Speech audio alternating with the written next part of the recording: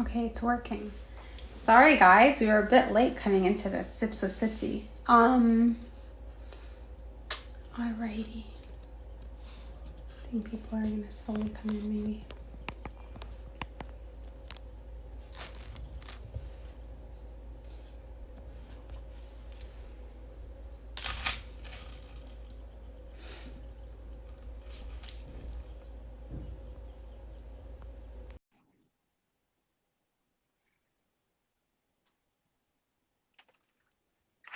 Hello, everyone. Hi, Jackie. Hey, Can you hear me? yes, I can hear you and see you. Oh, you're so quiet. I'm in my in-laws' house right now, and I'm taking over my father-in-law's office at the moment. Oh, okay, that's always fun. Here we go. I'm trying to like situate my camera, so um whew, I had some trouble logging on, but I don't know if it's like Instagram trying to just censor everybody or what's happening these days. I don't know. I don't know. Yes. Yes, Oh. so this is our third City, and Hmm. a lot has happened since Yeah. our last one. Hmm. I'll let you take the lead, and then I'll just follow. So yeah, a lot has happened. First, I think we have some new people here. We just want to say hi to everyone who's joining. Thanks so much for being here with us today. It's really nice to see some new faces here. We Hi, do the Lemma. Yeah, hi. We Hi, we do Chelsea. we do this on a weekly basis, or sorry, A monthly monthly, basis. monthly basis. We wouldn't be able to do weekly. Um, so we do this on a monthly basis. We really encourage you all to join us for these sit downs, just like having coffee and chatting. It's more informal than some of the other things you might see on social media when it comes to like startups and social entrepreneurship conversations. But that's really what it's about, right? It's having these kind of like heart to heart moments. And really, I think at the end of the day, it's just for me and Noora to to have a chance to talk to each other without having an agenda like so jam packed. Sometimes we have those agendas, so Yeah, of course. um, but yeah, today we just want to say first of all, if you haven't gotten a chance to check out our recent blog article, we encourage everyone to head over there after today's episode. Um, Sitti put out a statement recently about the ongoing violence towards Palestinians in the occupied Palestinian territories, including Gaza. And so we really encourage you all to head over there and check that out. There's also a very good, although limited, list of resources. We try to provide the most reputable resources we can that have the most, fact-based, uh, you know, sources possible. But that being said, we are definitely interested in hearing your feedback. If you have a source, particularly at this moment, there's a lot of relief work that's going on in Gaza. A lot of emergent aid organizations need support. We've identified a couple on our blog post. PCRF is one of those. Their headquarters. I don't know how many people are familiar with PCRF, but Palestinian Children's Relief Fund. Their headquarters just got bombed in Gaza and destroyed completely. They're looking to rebuild that while also tending to all of the children who are being injured at this time. So if you could please check that out and check out the other resources, we really encourage you to do so. But also, we want to we have our topic today is about resilience, and it originally was, it was sad and interesting in a lot of ways because the topic was about resilience related to us putting out the subscription box and the challenges that we face with that. And we will still discuss that today. Um, but it also ended up becoming a much larger theme in the past weeks and months for us. So we'll talk more about that. Just I want to encourage everybody to please check out, by the way, please check out our new website dedicated to the Sitti subscription box. If you're looking for an opportunity to support long-term employment for Palestinian refugees in Jerash camp, this is it. We are really excited. Noora, do you want to talk a little bit about that website and where people can go? Yeah, so some of you may have noticed that we kind of have a new site. Um, CittySoap.com is still available to purchase our regular products in. However, we did launch CityBox.com that is exclusively for our subscription boxes, and we'll talk a little bit about that impact and the reason behind why we decided to launch a big subscription launch for Sitti, basically a quarterly subscription box, because we were looking for opportunities to create long-term self-reliance and job security for the refugee community that we work with. And to do so, we felt a subscription model would work best to help us achieve that goal. And because we knew that there were so many conscious consumers like yourself that wanted to participate, wanted to really help us get to that milestone, introducing a box that not just would feature handmade products made by Palestinian refugees and and people with disabilities, but also bring along like-minded brands that presented clean, ethical, like fair traded products that were also worthwhile including in the box as well. So that is something that is available, and it's there.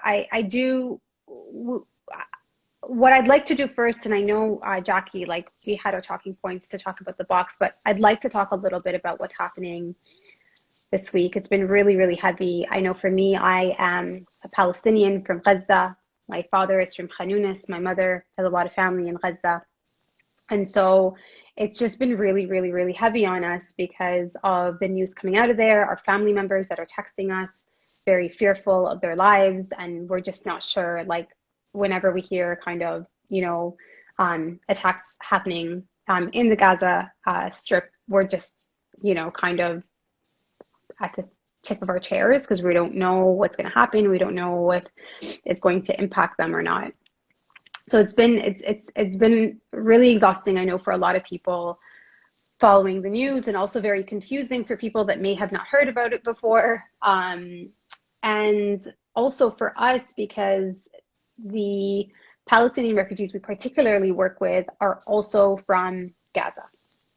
They hold Gazan ID, and a lot of them also have family members who also reside in Gaza. And so we did a check-in with our team this week to see how they were. And, a lot of them are feeling the same heaviness. They're feeling like, they're just, everybody's ready to die. Like that's literally the discourse or the tone that we're getting, where, you have family members all staying in one room because if they die, they'll die together. And that's really like something I can't even fathom.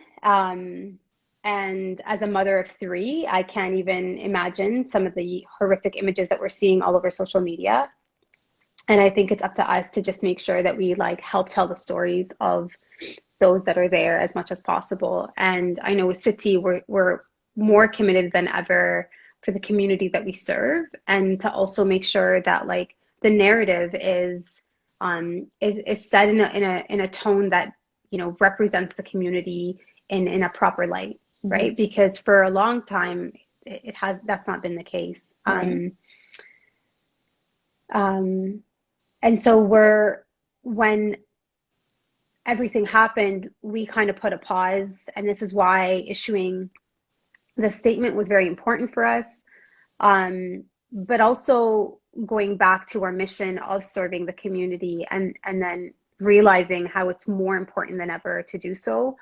We're also looking at opportunities as well to collaborate potentially with companies out of Jerusalem as well, to be able to not just serve the Palestinian refugee community outside, in the diaspora, but also looking at ways to help contribute to, local businesses inside of Mhm. Palestine, because I know that has been a question for a lot of people that have reached out to us. And so we have been in discussions with several counterparts for that. Um, so yeah, I don't know, Jackie, if you wanted to like add a few things as well. Yeah, and I think it's really important to note as well that, and I don't know how many people in this conversation will be in this particular scenario, but you know, a lot of a lot of us operate in silos when it comes to our social media in particular and the news that we consume.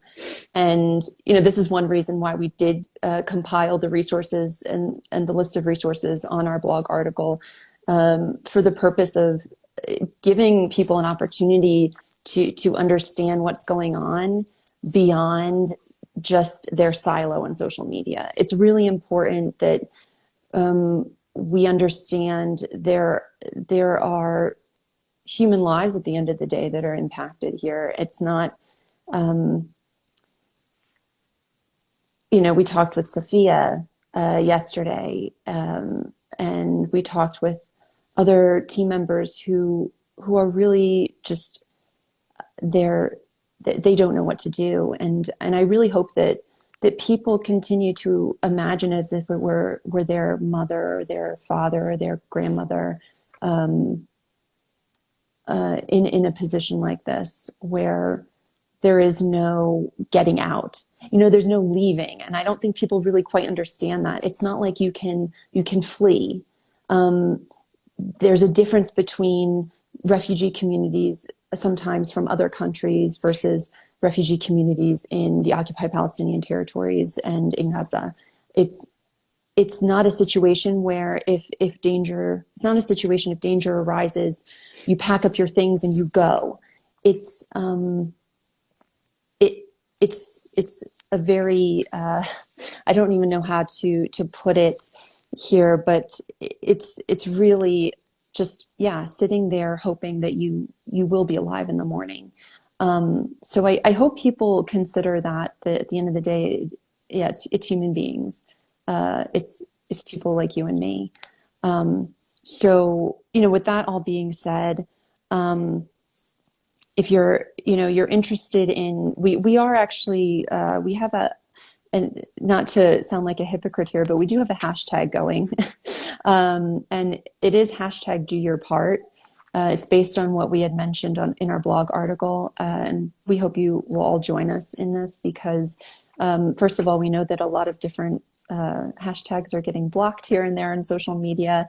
And that can also keep things from getting to other people that really do want to learn more and know more at the end of the day.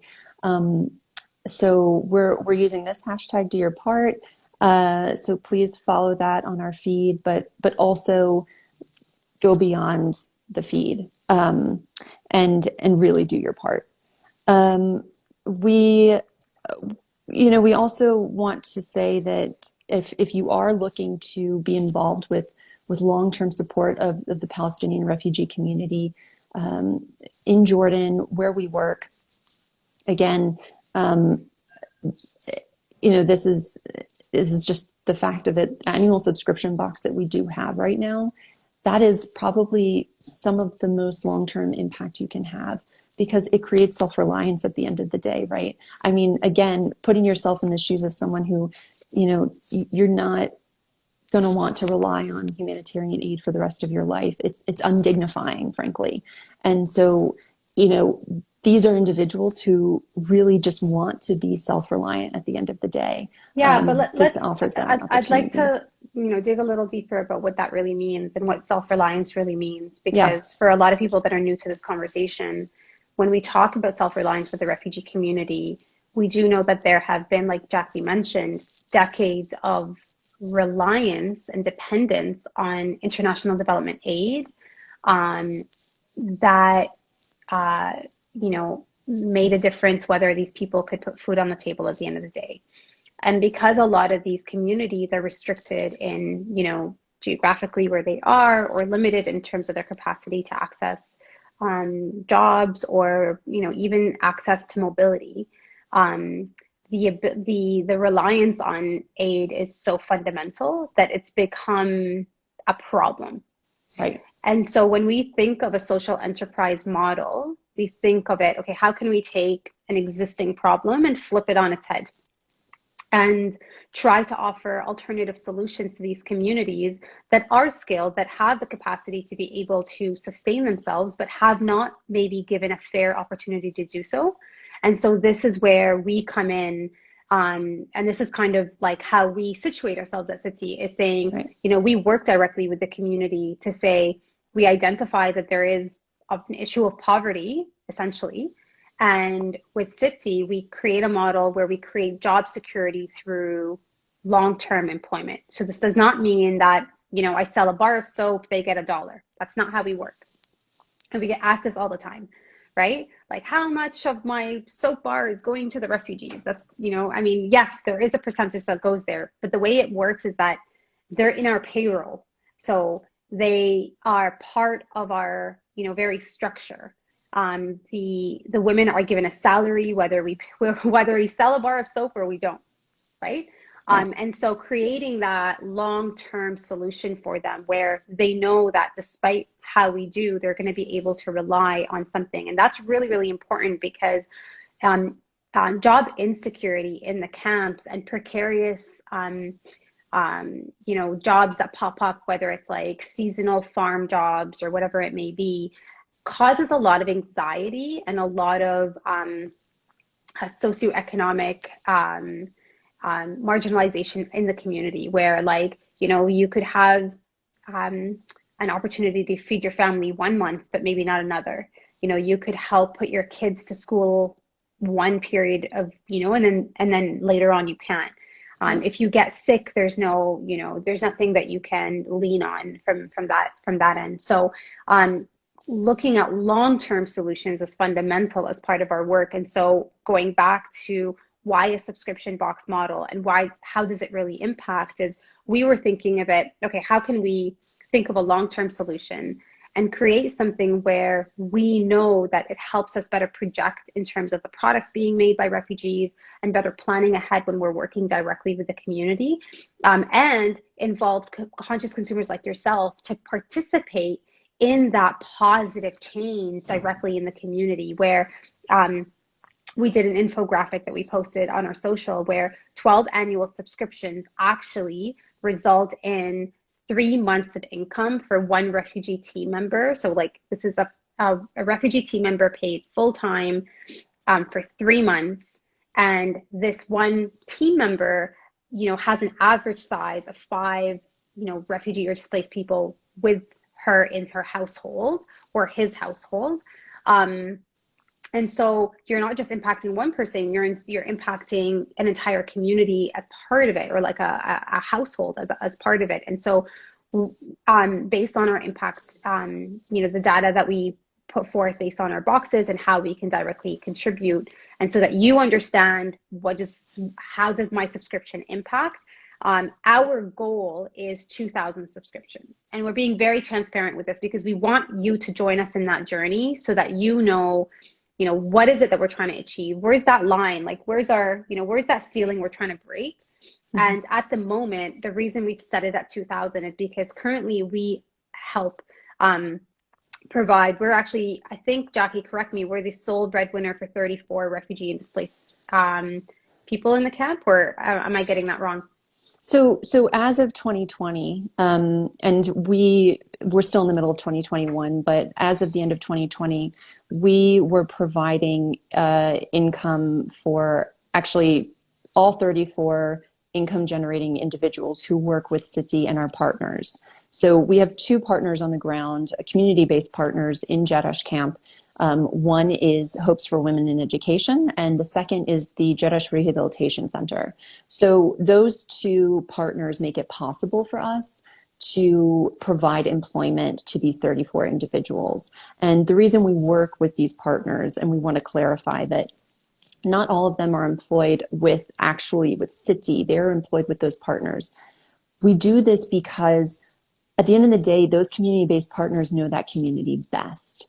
And when they are creating, when they're working with these particular individuals in the community, they're working with them because they've identified them as those who are the most marginalized within the refugee community there. So these are persons with disabilities. These are women who are the sole income earners for their families. Okay.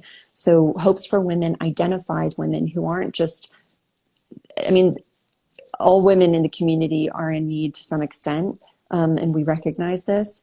But our goal is to work with these organizations because they identify the most marginalized of the marginalized. So we have women who work with Hopes for Women Education, and then we have persons with disabilities and persons who support persons with disabilities. So anybody who is working in a capacity that is providing opportunities to make those jobs more accessible. So people who are supporting, for example, Hassan, who works in our workshop in the rehabilitation center, he is hearing impaired. And so there's another gentleman who works as a carpenter as well, who is the manager of that workshop, who also supports Hassan in his continued workforce development, right? So that, hopefully that kind of clarifies for people how that works. But yes, it's 34 people in 2020. All 34 of those individuals were reliant on Sitti there was no additional income for them outside of Sitti. Now, for Hopes for Women in In the education, midst of a pandemic, right? A lot of them. yes, That's also something to note that um, some of these community partners that were normally reliant on programming or projects all immediately got canceled and could not serve any longer and had their funds frozen.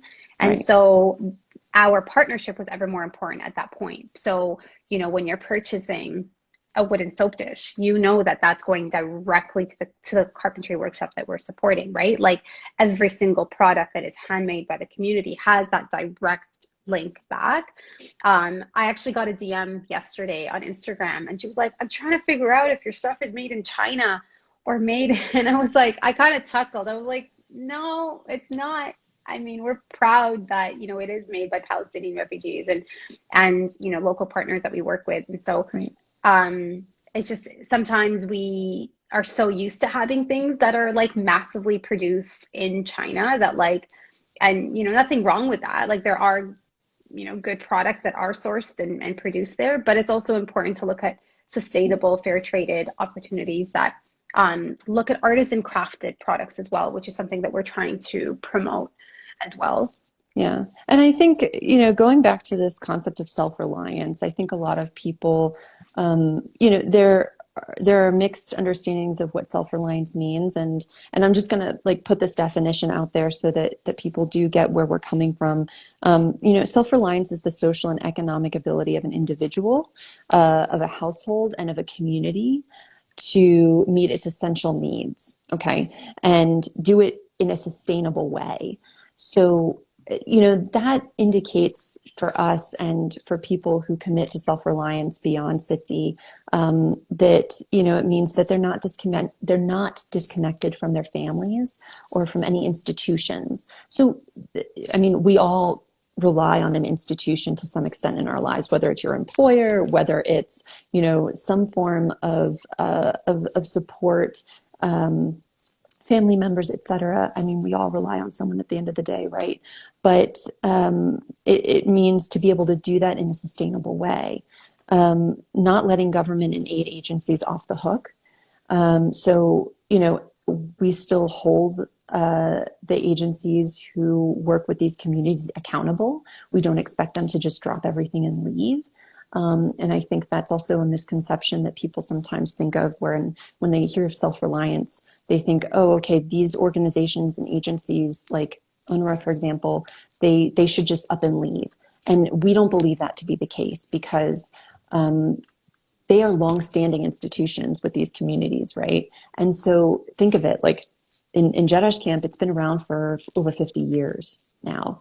If UNRWA were to up and leave. Yeah, I mean, and that's not even an option. I don't know if some of you know, I used to work for UNRWA and they do incredible work. I mean, not because of my bias of working there, but a lot of the community depend on them, you know, whether it's through education, whether it's through accessibility of healthcare. Yes, limiting, but it's there, right?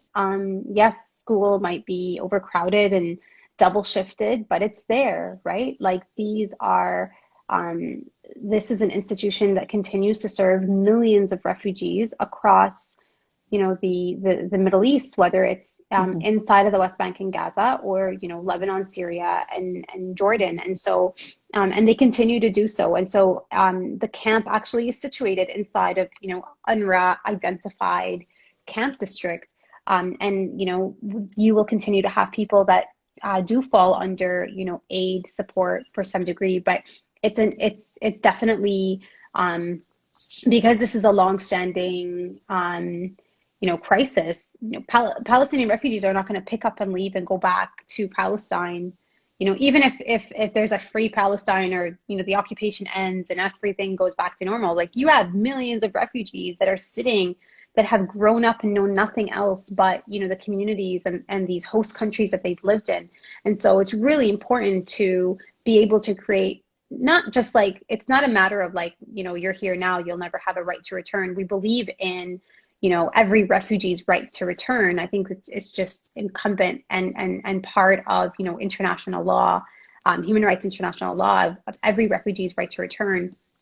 But when we're looking at the longstanding crisis and the longstanding refugee situation, we have to look at alternative creative solutions for these communities. We can't just say, okay, well, you know, let's continue to keep aid running. And yes, while aid needs to continue to run because there is an international obligation to these communities, we as the private sector have to come in and say, how can we integrate and work with these skilled individuals, or creating new opportunities for them at the same time, right?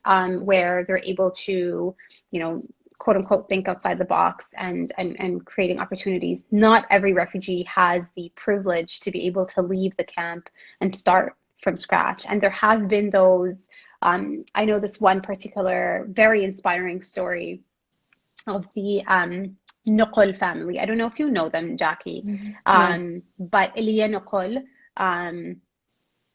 started out as a refugee and now, you know, was able to build an empire, you know, with the like as part of the Naqal family. And so you do have very inspiring stories of refugees that leave the refugee camps and are able to build their life from scratch, right? But that's not the reality for most refugees on the ground. And so we cannot abandon them.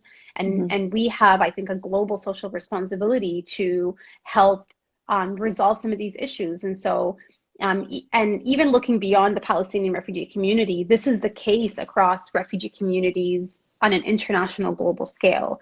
You know, the average lifespan of a refugee is a little over 25 years. So what does Yeah. that say, right? In terms of, you know, where they stand? Do they just sit in camps for almost a quarter of a decade, if not more, and, you know, thinking like, oh, hopefully it will solve itself? And Yeah. not every refugee has the privilege to be able to resettle or to migrate outside of their current situation. So I think that's important to really look at the full context of it, and also reminds us on a daily basis why we do what we do, why we serve and work with the community at the capacity that we do it at, right? And it just, you know, it is that added reminder. And so going back to some of these impact numbers, um, I'd love, Jackie, if you could take a couple of minutes. I know that maybe we can touch on it on our next live, but I know that we've been working really hard on collecting a lot of data and information to create a transparent opportunity for us to better tell how we create impact on the ground and why it's important to look a little deeper. Yeah. So just to give everyone a heads up, next month's Sips with Sitti will be all about the impact report that we have coming out. We're really looking forward to publishing this. It's our first impact report, and it will be, and in my opinion, but also, you know, I'm biased, but also in the opinion of others that we've been working with to push this out, kind of a real landmark report because we've worked with the Refugee Self-Reliance Initiative to put out the Self-Reliance Index survey in Jerash camp with our community. This is a very unique survey. It was developed, it's evidence-based survey that was developed through Refuge Point and the Women's Refugee Commission, the two implementing partners of the Refugee Self-Reliance Initiative. And there are several partners who are part of this initiative, by the way. So if you go to their website, and we'll put that in the show notes later. By the way, if anybody's curious, we always put our show notes now in our blog. So if you ever want to see previous episode notes, you can go there. But we have been working with them, and they've helped facilitate through this whole infrastructure they put in place around the survey. They've helped us facilitate the survey. We've deployed it since it was deployed back in December, January, based on 2020. And what we'll be able to do come June is discuss those numbers with everyone in depth. We'll have a conversation on Sips with Sitti about that. But the whole point of the self-reliance and index survey is to measure self-reliance on a holistic scale and a household level. So we're not just talking to individuals who work with Sitti, but we're talking to individuals who work with Sitti and their entire households. This is really critical, right? Because self-reliance, as we mentioned, is not just on an individual level, it's on a household and a community level. And if we can identify the gaps in the self-reliance of these households, we as an organization, based on our mission, can start to address those gaps in a more strategic way, right? Like, we're not just going about it based on what we think is right or what a few people tell us, oh, maybe you should do this. We're doing it in a really informed and evidence-based way, and we're doing it with the community at the center of it. So these surveys were actually deployed by a trained group of our like a trained group of team members from Sitti who worked with Refuge Point to learn how to deploy the survey properly. So it's really exciting. But you touch on a really important point, which is community driven. Yes. And involving our community members in the process to make sure that it's not just like us coming down saying, you know, this is how it's going to be.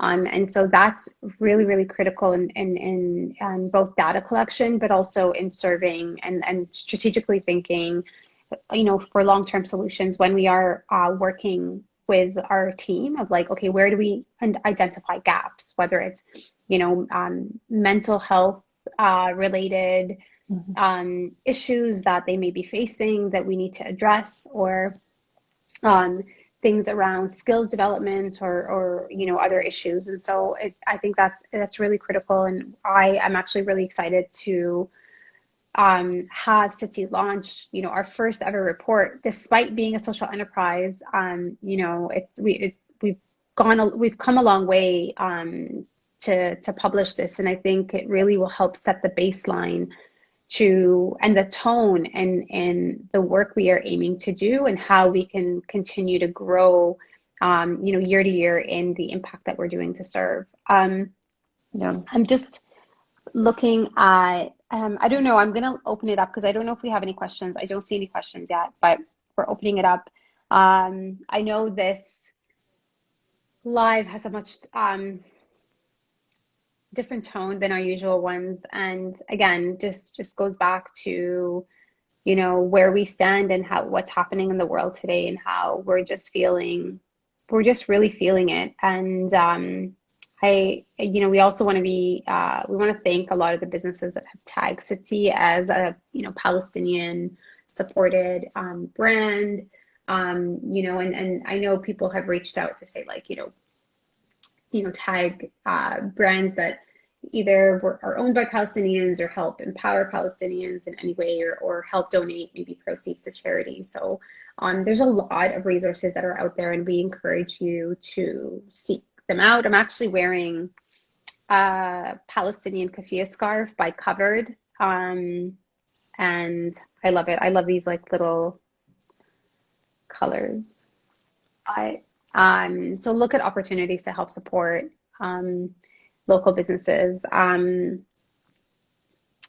I know one particular product, and this is not me like shoving it in people's faces, but one particular product that I love is our olive wood beaded bracelets, and I just want to highlight them just for a second.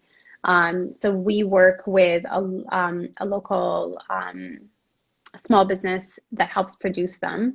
And the olive wood is actually sourced from East Jerusalem in Bethlehem by Palestinian carpenters. And they are the shavings, the yearly shavings of olive trees in Palestine. And so I always feel like when I'm wearing these bracelets, I'm wearing a little piece of Palestine in my hand. And so if What's you do, what's the business name or the business who produces them again? is it just olive tree? Yeah. Okay, yeah. So we work directly with her, and we're actually going to be pushing out some new bracelets soon. I know we have some limited stock available, but literally, like, you want to wear a piece of Palestine on your hand, you get these bracelets. Like, Yeah. I can't tell you how much I love them.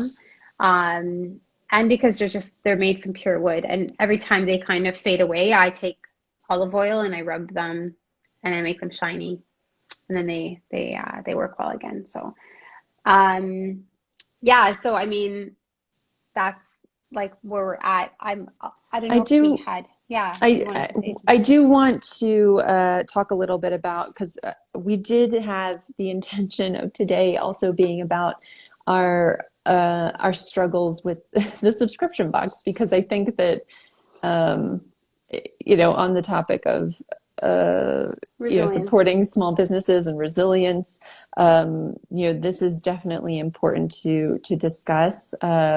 We want to kind of give an opportunity for other small businesses out there who have experienced their own struggles with various product launches to understand, especially as social enterprise. And I think that's really critical to highlight. We experience unique struggles, and whether it's working with 100%. whether it's working with the Palestinian refugee community or a refugee community in general or other marginalized communities, like there are certain issues that you come across that other businesses will not. So I did want you to tell us a little bit, Noora, about our experience with the subscription box. Kind of first of all, how did it start out? What was the initial vision for it? Because I think it's important for people to understand how that kind of, how that evolved over time. And then we had a particular Facebook rejection. So I'd be curious for you to talk about Yeah. that.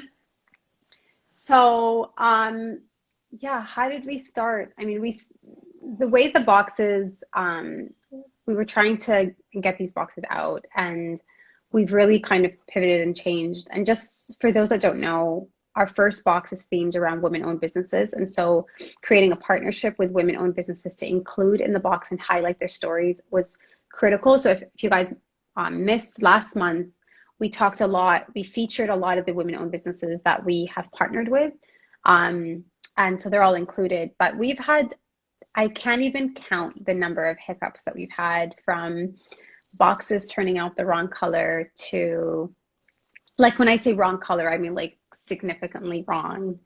And, issues with print production, delays in terms of like shipments and COVID and things like that, to our website completely crashing and having to build a brand new one in 48 hours, thankfully to my husband, if he does watch this. But these are, like, I can't even tell you, on the week that we were launching, our entire website was not working. It was crashing. Nobody could check out.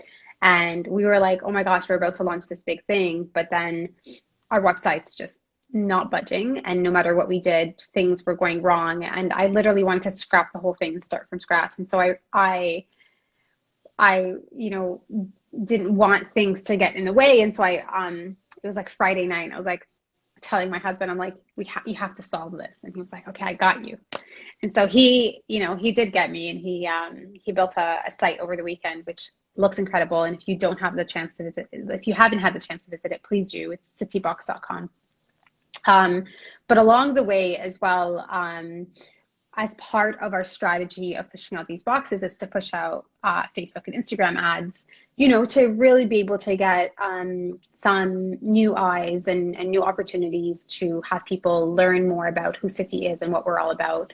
And some of the language that we were using in the ads is, supporting refugee communities or, refugee women. This box employs refugee women. And of course, we were considered that like we were advocating like a social justice related issue. And so all of our ads were rejected by Facebook. And so we appealed, and obviously that was rejected. And so then we had to like come back and strategize, be like, okay, so we're not allowed to use the word refugee anywhere. It did not, like, that's our very core mission. Like, that's what we do. We employ refugee communities. What other way can we say it?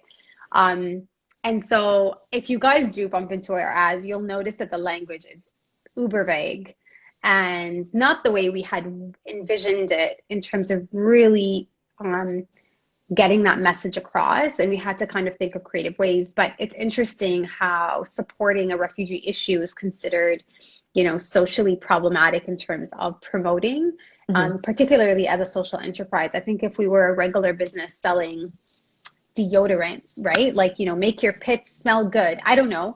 It might have not been rejected as opposed to, this soap employs refugee women. So it's interesting because it really talks about the type of discourse that is allowed and is not allowed, and potential, and we've been hearing this a lot, potential censorship on the kind of content that is shared and is readily available for people to hear and learn more about. And I think this is where it's up to us to have resources available on our platform. And, we do have quite a list of articles that we do make readily available on our blog. So feel free to check those out. But also asks us as social consumers, like, we need to dig a little deeper in terms of like what we see on the peripheral. And like, there's always something there that we need to like, find out more about. Yeah. And so that's something that was very interesting to me. I actually did not think it was, because we are an apolitical organization, we work directly with generating employment is kind of at the core of what we do. We have our 3 pillar points, educate, employ, empower. And so it's interesting how that content can sometimes be deemed problematic. And I've talked to a lot of businesses that also have expressed that, like, yeah, we've had some sort of rejections and I don't know if we should completely call them censorships, but like definitely the inability to tell your full story. And I think that comes into play when you are a social enterprise, you do have a social justice issue or a social issue that you do advocate for, and you have limitations in how that's being said. So.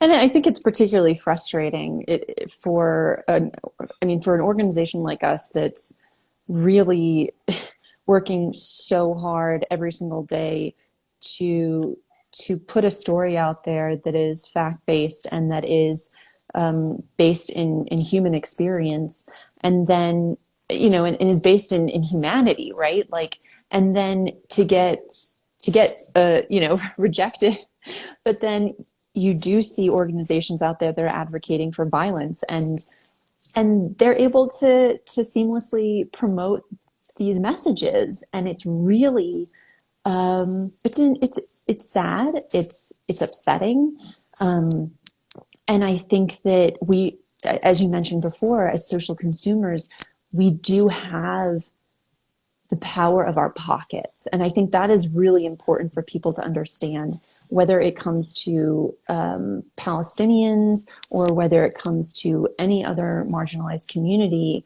Wealth and power is at the center of so many of these issues.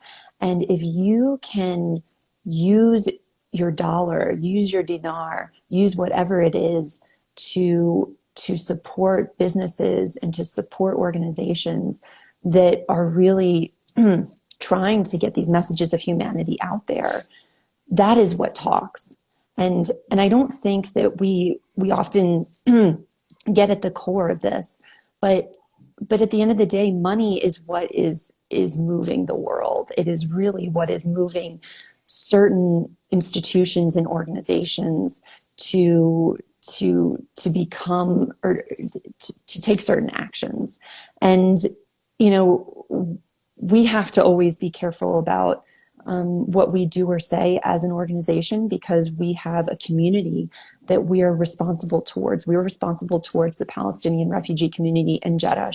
Those are the people at the end of the day. And our mission is about employing and providing educational opportunities for these individuals. We, and to that note, you know, a lot of people sometimes I think will come to us and question. They'll say, oh, you know, why aren't you saying X, Y, and Z? Why aren't you making certain statements? Well, it's not that we don't want to, or we don't have, it's because in order to fulfill our mission, we ultimately, at the end of the day, do what is best for the community that we're working with. We have individuals and their families to really consider and to keep at the front of our mind. So I think it's important that we put that out there and that people understand that, and then go and educate themselves, because those who do have the platform to speak out, we encourage you to do so. So Yeah, thank you so much. I do want to take a few minutes to also recognize some of the brands that we have worked with for this box, yeah. that have just been so wonderful, and like we're so proud to be working with them. These are all women-owned brands that are great to just check out. And some of our personal favorites is Boca Brush, who, you know, their operational person is one of our advisory board members, coincidentally. Tease Tea, who's also part, and they help fund the Founders Fund, which is an incredible organization that works with women-owned founders and provides incredible resources for women, but also provides grant opportunities for women. Saw Creative Toronto, which we worked very closely with them to exclusively design something just for our box. So there's going to be a sticker sheet that's going to be in there, exclusively designed by the founder of Saw Creative Toronto. Yeah, I can't even, who else? Keep Leaf, who works with, you know, fair traded communities in India to help provide employment opportunities to communities there in the products that they produce. Nums, which, you know, when you think of clean food, you think of Nums. Like when I want some clean snacks on the go, Nums is the way to go. I think also, by Especially, the way, Nums is, I do want to point out that Nums employs refugee communities as well. And they are a big proponent of creating employment opportunities for our newest neighbors that get resettled in North America. So I also wanted to highlight that. yes, which is incredible. Who else is in this box? Like I feel like I'm Well, we missing some can, people. Yeah. I have the website pulled up. So I was actually going to show people how to get there. Yes, please do so. You want to turn your So camera around? I think I can do this. Okay. Yeah. All right. I'm sorry, my socks. All right. So if you go to our website, ignore the millions of tabs I have open, but if you go to our website here, sittisoap.com, you can see there's a place up here at the top. You can click on surprise subscription box, and it'll take you directly to the sittibox.com website. And that will show you where you can go to purchase a subscription. You can just click on the subscribe and change lives button. And you have an option, by the way, of purchasing a quarterly subscription box. You can subscribe to have it delivered every 3 months, or you can do a one-time purchase. We have a special promo, by the way. So I'll put it in the comments. Yeah, we'll put it in the comments in the show notes. And then also, if you want to understand the impact of the box, that's also there. And just scroll through that. So we really encourage you guys to check out the site. Go purchase your subscription box now. Get your discount. It's a great, yeah, I should also mention this is a great gift for like a sister, your friend, your mom. I mean, the stuff in there that we're curating are very, very special, and we want to make sure that they're not just random products, but there's products that are going to be ones that you're going to want to use. Mm-hmm. Our next box that is also launching is going to be around World Refugee Day. So we are looking to highlight brands that support refugees, employ refugees, were started by refugees. So that's going to be the theme for our next box to look out for. And then we have some more information on our site. If you are a small business and would like to be featured in our next upcoming theme related boxes, please feel free to reach out to us, DM us. And if you think that, you could be a good fit, we're always on the lookout for great partners that are, making the world a little better, one product at a time. So if you would like to connect and partner with us, this is definitely a great way to do so. And, because as part of that, our core is really to share those stories and be able to tell you the stories, not of just the work that we do and the impact that we do, but also to support local businesses at a time that has been more critical than ever with this pandemic, because we've seen what it's done to a lot of small businesses. And we're big believers of collaboration over competition, and this is the best way that we could come up and step up to collaborate with some of these local businesses. So definitely our way of giving a voice and a space for opportunities for such partnerships. So and very thankful some of the businesses that helped us with our very first ever box, and those that help us get there.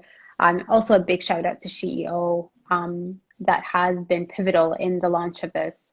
I also want to take a minute also to mention that this project has also been partially funded by the Investment Readiness Program in partnership with the Tawheed Community Center.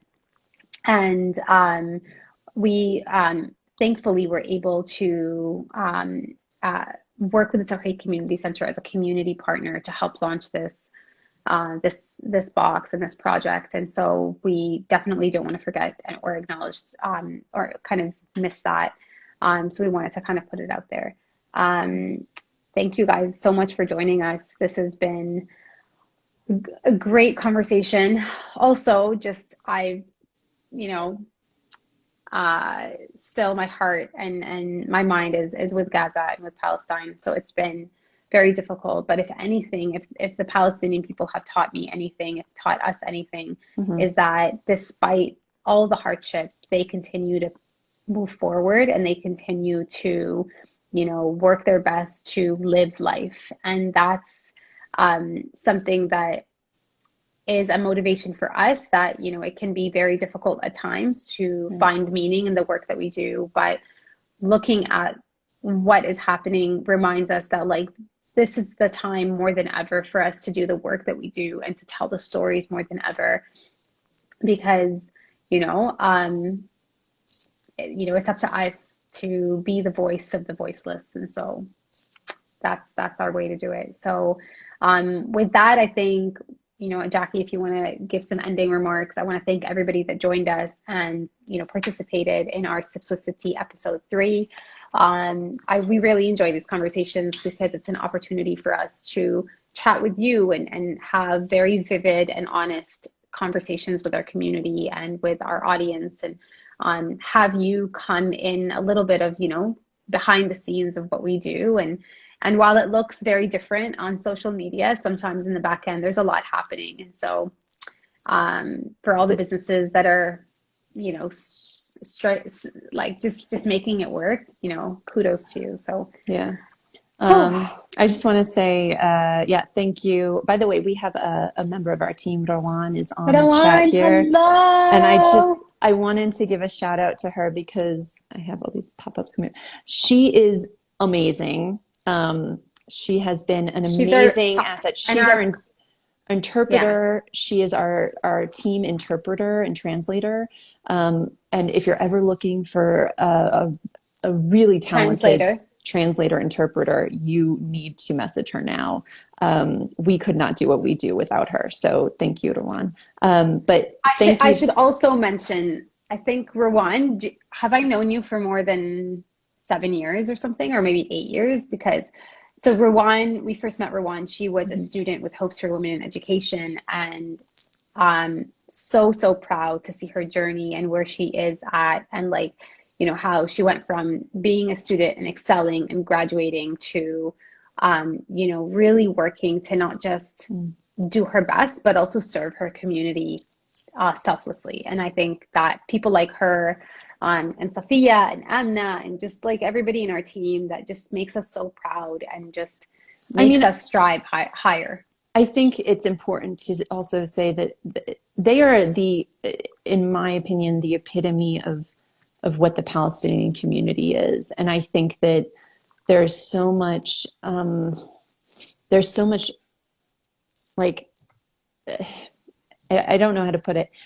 It's really hard for me to find words these days, I guess.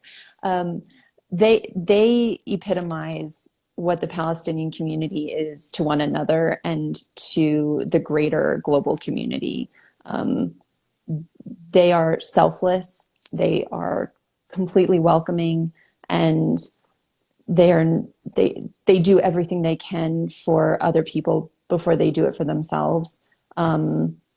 And they're always doing it with the ultimate goal of peace and security for each other and one another in mind. So I just want to put that out there, that they really epitomize everything, that we want to become ourselves. So yeah. Yes, 100%. Guys, Yeah. thank you so much for joining us. Thank Jackie, you. as always, enjoy California weather. I'm We're actually actually, in Reno, and oh, it snowed. It just snowed. oh, wow. Yeah, it's weird. Um, But and for whoever is on this call, all over the world, be safe, take care, and continue to help amplify the voice of the voiceless, and to, share really, uh, uh, some of the information that is out there, because it's our responsibility to do our part. So with that, I ask you to do your part, mhm. in the decisions that we make on a day-to-day basis, from social media to the products that you buy. Mhm. Thank you for joining us, Jackie. Thank you as always for working with your heart and soul. Thank you. And until next month, Yeah. thank you for joining our Sips with Sitti. Yeah. Bye, guys. Bye.